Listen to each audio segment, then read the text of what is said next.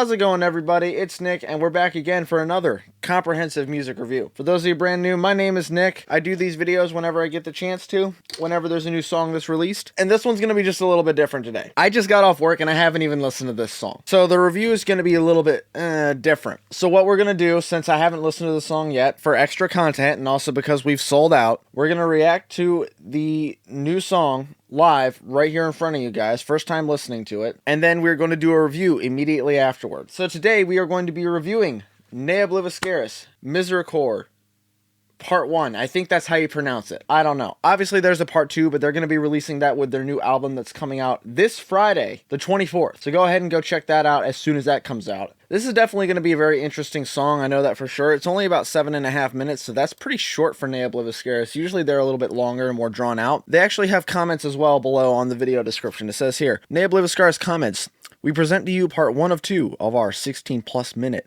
epic Misericorde, a song that delves into the subject of dealing with terminal illness. It's about your body betraying you, the inner battle, both physical and mental, and the range of emotions that come with it, which eventually becomes apparent to others as your health deteriorates, letting your armor fall away." We're getting into some heavy subject matter with these guys. So, without further ado, wow, that looks silly. Without further ado, guys, we're going to get right into it. Alright.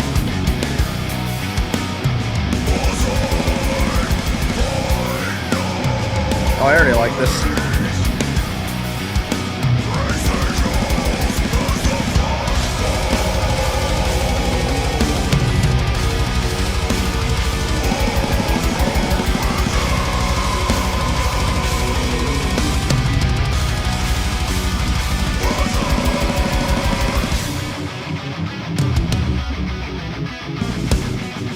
Oh wow, this is interesting. The harmonies are definitely really well done.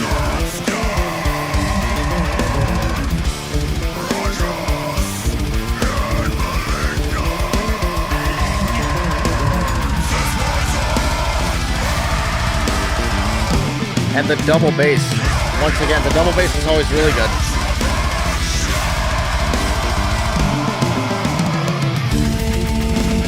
Dan Presslin just nails it on the drums.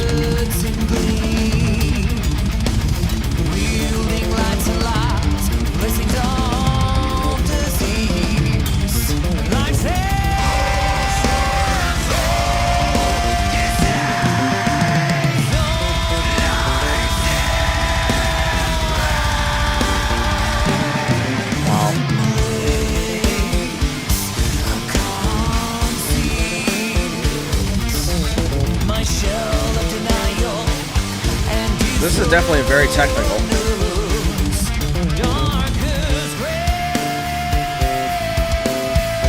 A lot of interesting chord choices, I love it.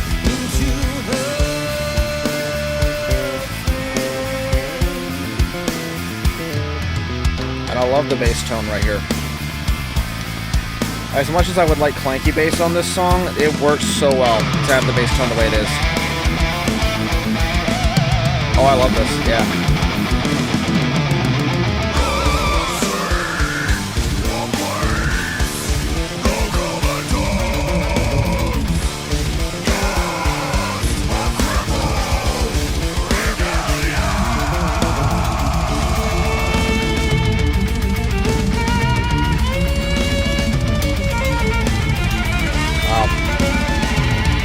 That violin is very present, it's very forward in the mix. Very well done, by the way, as far as the violin solo goes. Oh, this is interesting. They haven't done something like this before.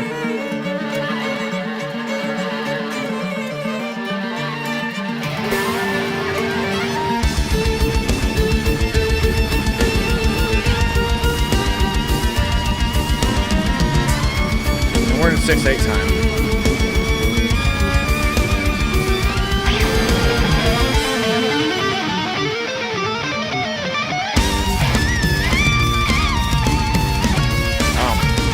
Benjamin has some great skill there on the guitar riff.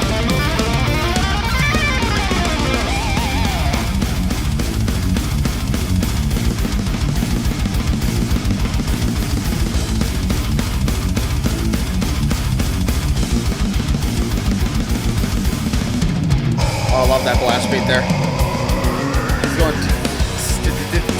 his hi-hat. That's so great. That is one of those Dan Preston moments that's just so good.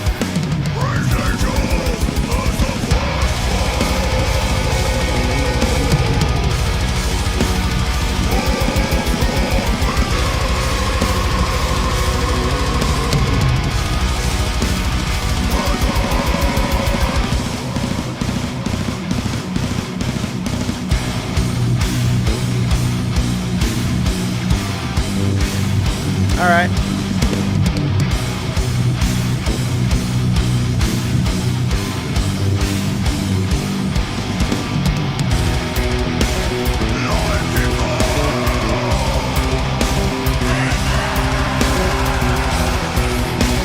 I can safely say they've never released a song like this.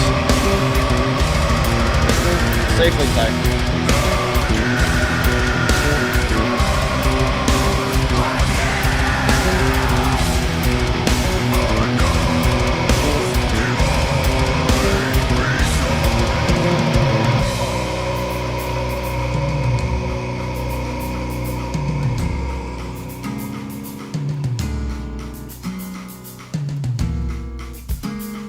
Is that a wood block?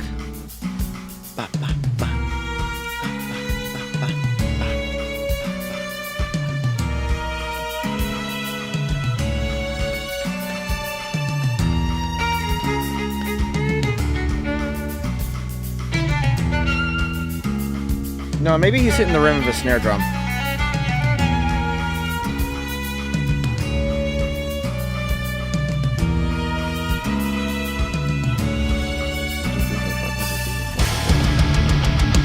It sounds like that's 15/16. It might be 15/8, I don't know.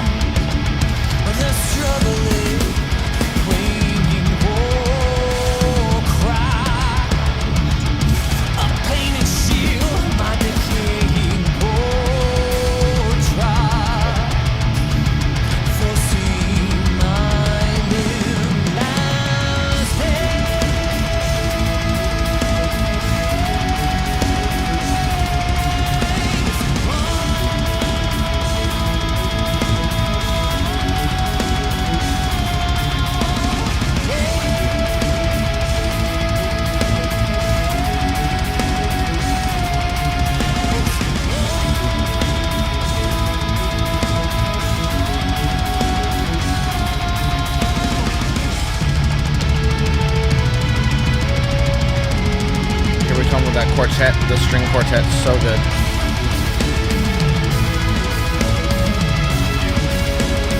Yeah, this is so good, dude. This is so good.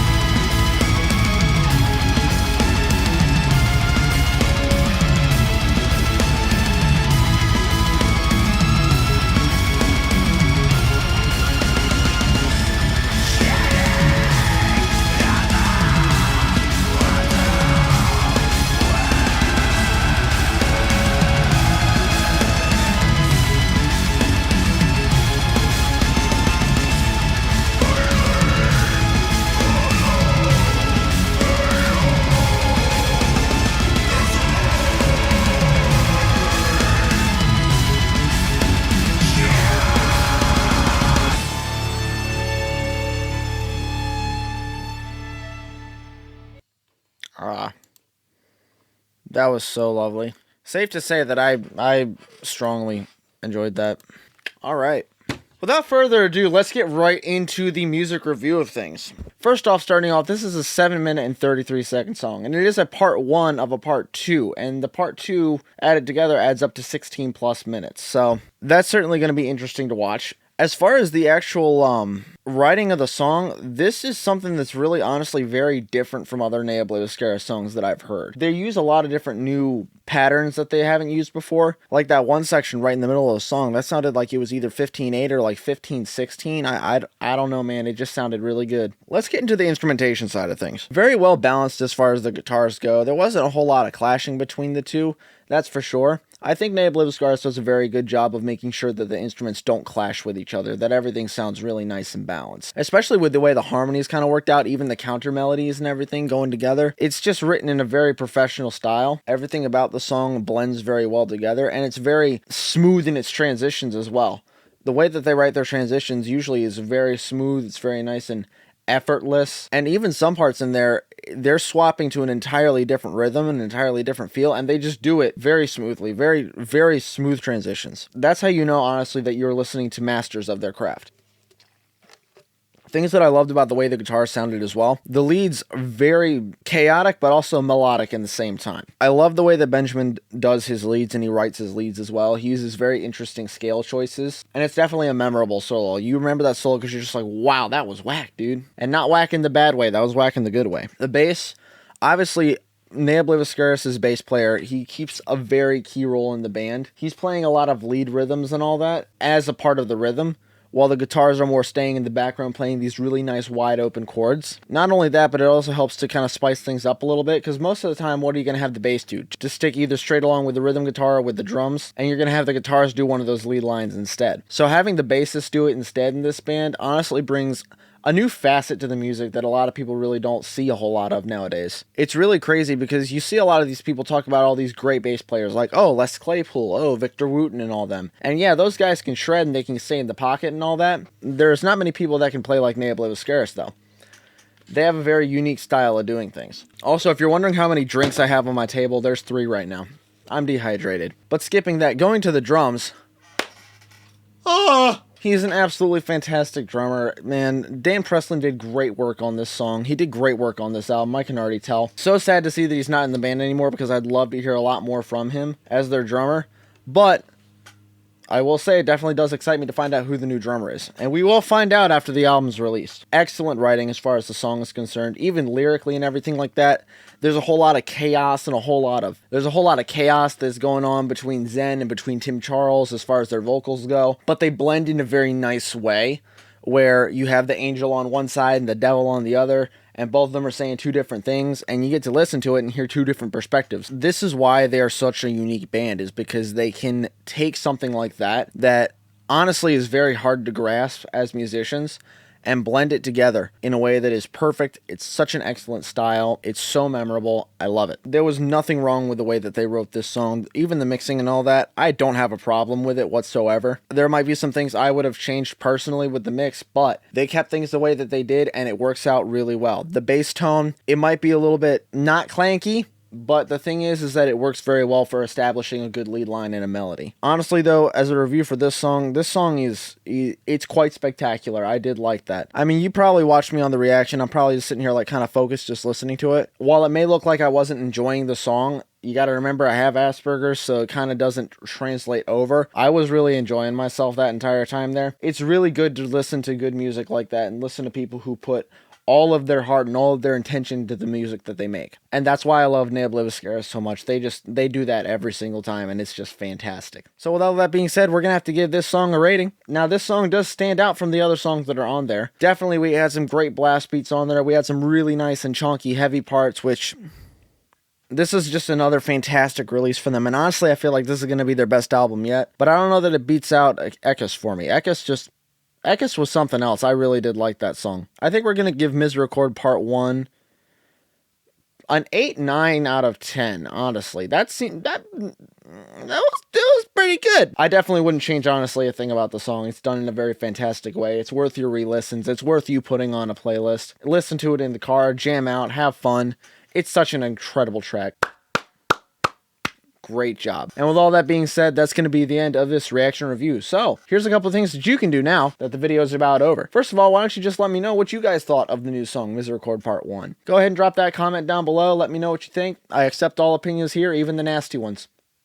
You know who you are. Leave a like on the video and share it with your friends. Help me get support on this channel. Also, if you're not subscribed, consider subscribing. It is free. You can always change your mind. With all that being said, check out the other content that I got, guys. I got a bunch of other stuff that's out there, and I will see y'all in the next video. So, cheers.